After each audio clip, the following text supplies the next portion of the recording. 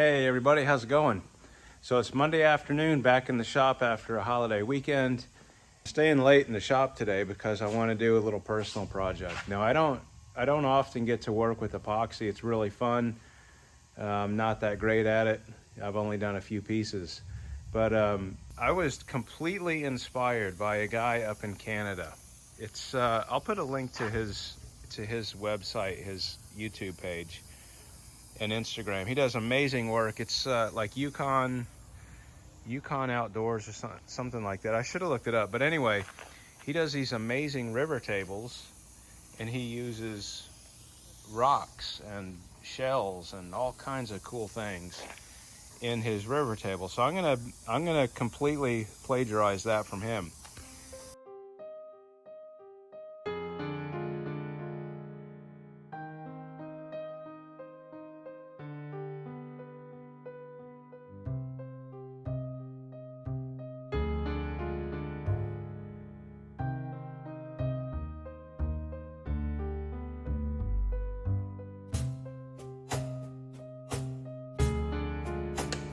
All right, I'm pretty sure you can't see that, but that's a 30-inch square drawing on the bottom of the mold. Now I'm gonna make some walls for it.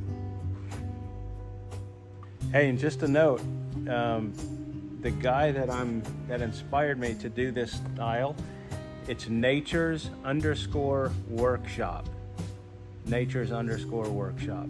Go check them out, Instagram, YouTube, amazing stuff. And I'm not getting paid to say that either. He has no idea who I am. I've never met him. But anyway, that's where this idea came from.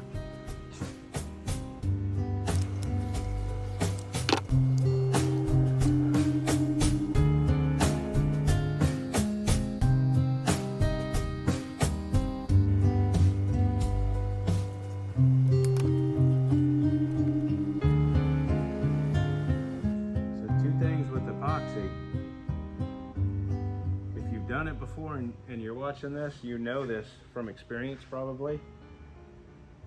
And if by chance you're watching this and you've never done it, two things about epoxy. Well, one major thing about epoxy at least. If there's the slightest bit of space anywhere, it will find it and it will leak. This stuff is ridiculous. So the time you spend making your mold properly, going the extra mile with caulking and silicone, whatever, duct tape, it is well worth the prep time. Don't ever skimp on that, because you'll end up dumping your expensive epoxy on the floor. I've done that before. That's a bad feeling.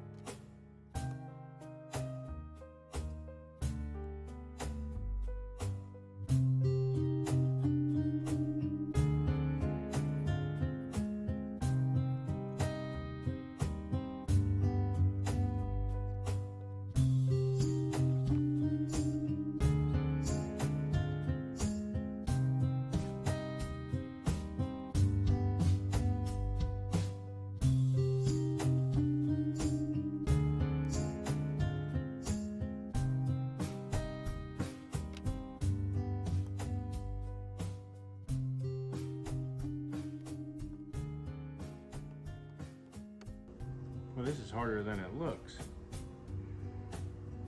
I like that there. I love the character of this part.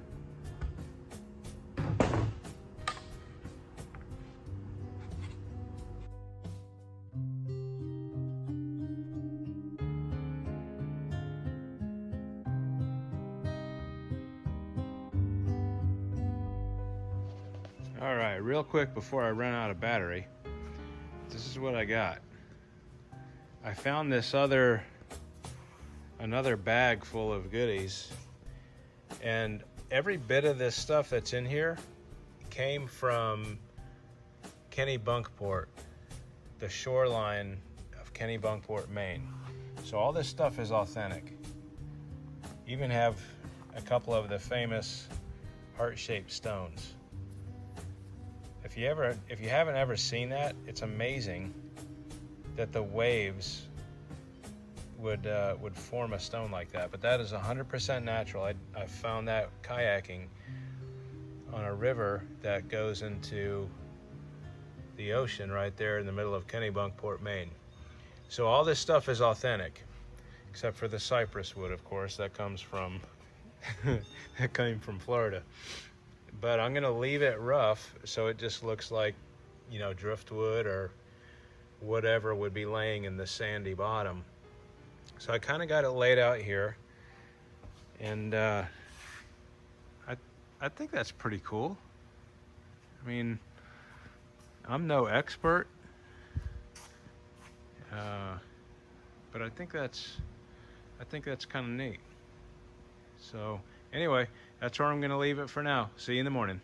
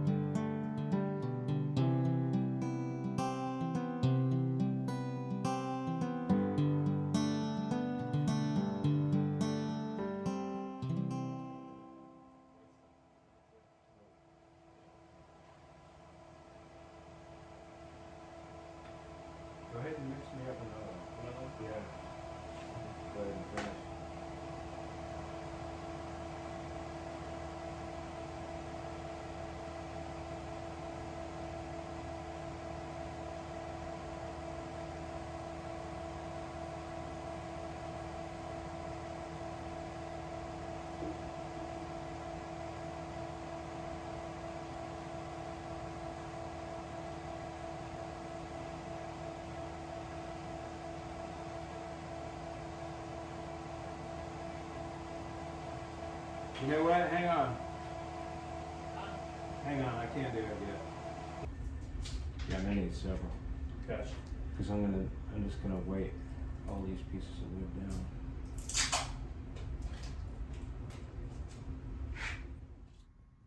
Okay, you guys, I am super excited. This thing is cool.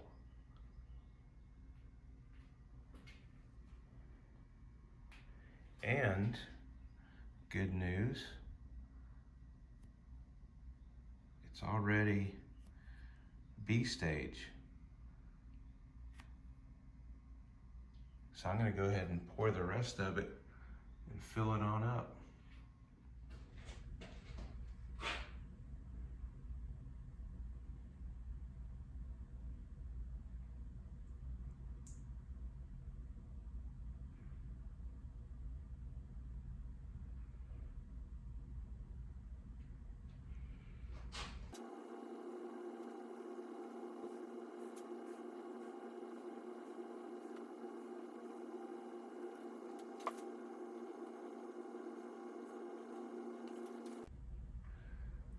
So far, this is 13.5 liters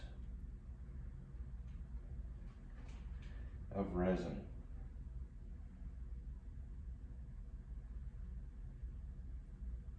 That's a lot of resin, especially considering how much space I took up in this mold with the sand and all the rocks and the pieces of wood. This is one reason to get your mold and the table it's sitting on dead level, because I can see all the way around this.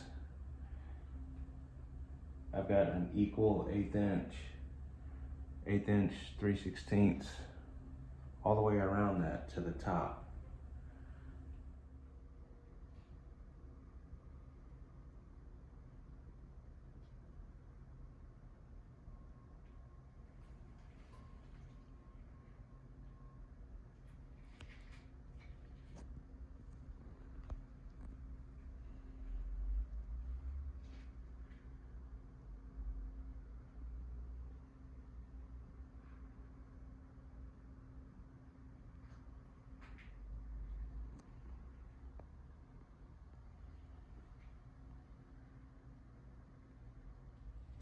Well, hey you guys, I am back on my little personal project here, this river table, this shoreline table. Now it's been 2 weeks since I poured this thing. It's just been sitting up here in my drying room curing. I took it out of the form about a week ago, but today I prepped it more to get it ready for the final flood coat. I got off all the residual caulking from the form. I used the fast dry caulk and that stuff worked amazing. I didn't lose one drop of this epoxy. But I need to do the flood coat because, as you can see, it doesn't really bother me.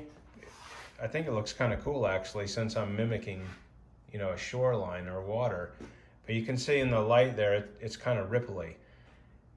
This top coat will take care of that. It's going to be perfectly flat.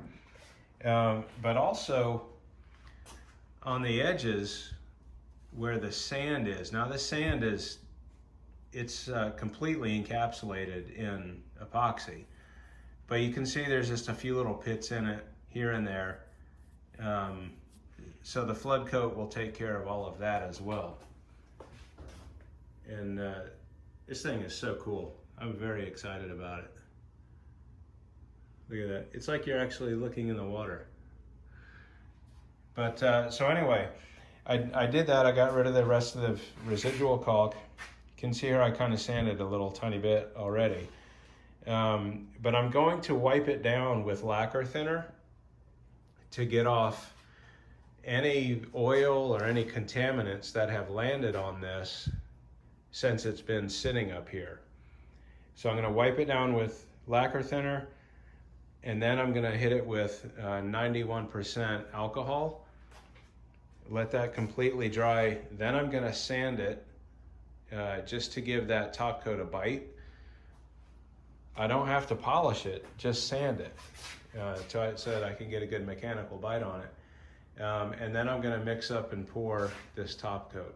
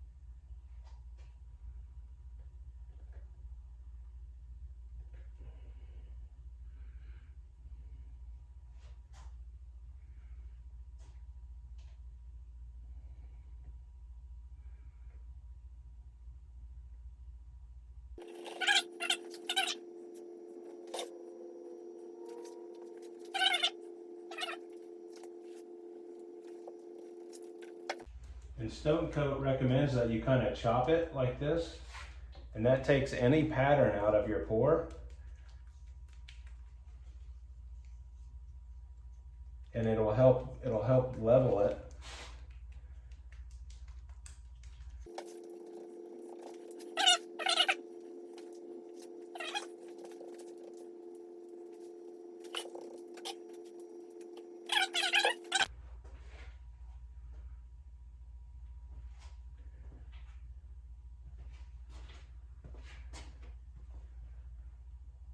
You guys remember in the movie Christmas Story when the guy won the lamp, the leg lamp, and he had it, he plugged it in and turned it on, and he ran outside across the street and he's like, "Oh, I wish you could see what it looked like from out here."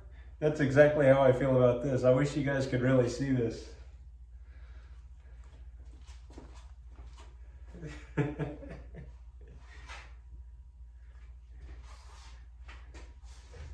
That was one of my favorite movies, by the way.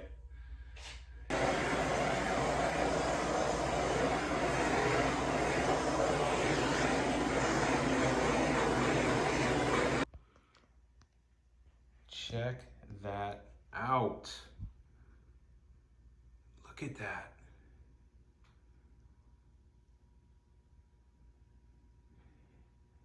And I deliberately, I dripped some of the sand in there. You can see it pretty clearly there. As it was curing, to make it look like a real shoreline or a riverbed or whatever. I wanted some movement in it.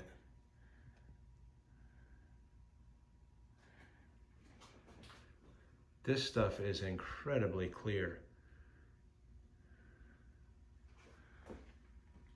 And it's funny, when I started it, in my mind, these three pieces of wood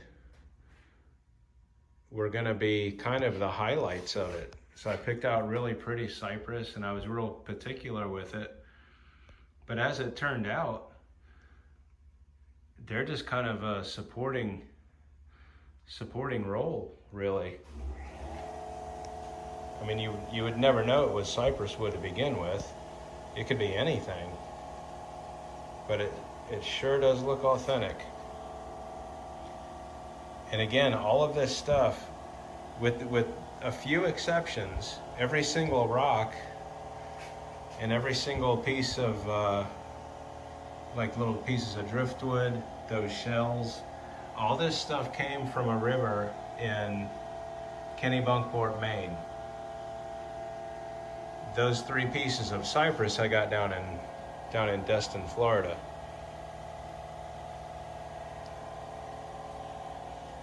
And then like the little pine cone thingies, I got those out in my backyard. But I think that added some authenticity to it. And over here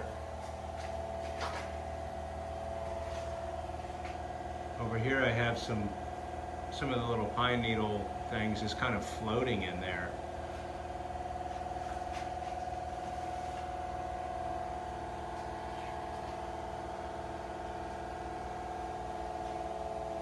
Wow, I am super excited, you guys. This is absolutely cool. 100%. Look at that. You can look, it's like you're snorkeling. Awesome. Okay. So I'm gonna go over it another time with the torch. Make sure I didn't miss anything. And then I'm just gonna let it sit and start to cure and start to dry.